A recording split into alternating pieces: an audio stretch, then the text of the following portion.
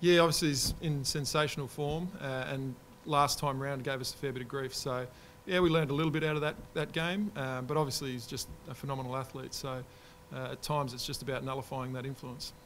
With an athlete like him, you talk about nullifying, do you try and get your midfielders to re-up things as much as Sam can do with his style of athletes? Yeah, no, absolutely. Well, we reflected on the game last time, and Sammy actually got his hands on the ball a reasonable amount last time, but it was probably the ones that he missed were just too clean. So we've obviously discussed that, and every week you have to have a plan around the opposition ruckman, so that's actually no different.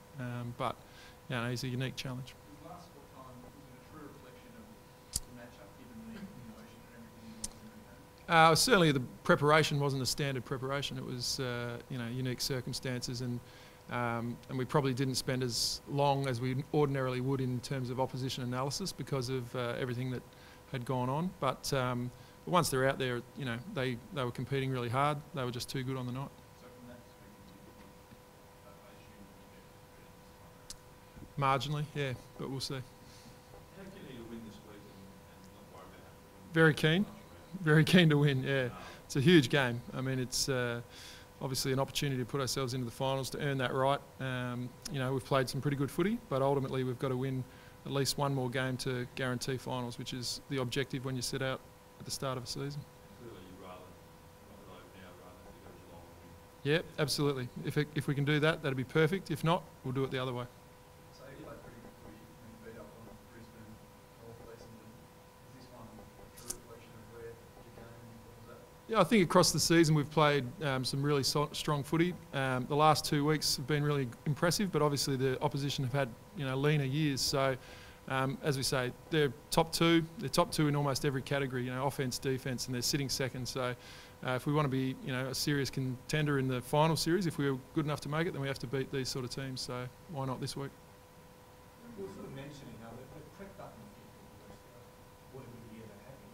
Is there anything you can do on that to see them come back to you? I think we just said the offence, defence, and you know their stoppage work is sensational as well. So, no, they've had a great year, complete package. You know, injuries in their back half early in the season, but their defence has held up really well. So, they've been super impressive. But we've just got to go out and get the job done.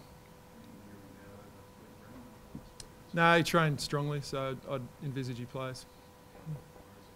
No, we're pretty healthy. Obviously, you know, we've got the two long-termers in Crouch and Yench, who would love to have access to, but other than that, we can't really be complaining too much because our list's pretty healthy for this time of the year. Been scoring quite heavily, but West Coast like a shootout and nominated Western Bulldogs to try and shut them down. Just let the game play out. Yeah, and I think I actually heard Adam Simpson talking yesterday, and he said, you know, the shootout wasn't by design, and it's certainly not the way they probably intend to play. But you know, they've got great offensive weapons. You know, we feel that our forward structure holds up pretty well as well. But ultimately, I think most teams are looking for a really balanced approach to the game in terms of defence and offence. So that's the way it'll be this week. John Westlock, how important has he been behind the scenes? Yeah, he's been a really good addition. I think obviously particularly in that first month to come in and have someone with his experience and just generated a level of stability around the place. And probably the main role he's played is a sounding board for the other coaches, particularly Campo obviously, but all of the coaching group in terms of just, bouncing ideas. This is what I'm thinking, what do you reckon? And obviously his vast experience, so he's been great, really good. What's your gut feel? Do you think he'll put his hand up to coach the senior side again? I think it'll be a question for the end of the season. It's, so much energy and focus goes into just preparing and getting through one game and then a season. I reckon there's plenty of time to worry about that at the end of the year. How impressive have you been with Campo? Yeah, I think he's done everything he could possibly ask of him, held the group together in a really trying circumstance, and then over the last month has been able to return the focus to football and get us playing a pretty attractive style of footy, so he's done well. Has been talk track leader? Do you think he'll come first to last week, obviously? Will he come straight back in? Yeah, so decision for match committee this afternoon. Obviously he's had a really great year, he's a great talent, but the defenders that came in last week performed strongly, so we'll make that decision this afternoon. What will this result, this performance from Adelaide say about your team? Hopefully it'll say that we're in the finals.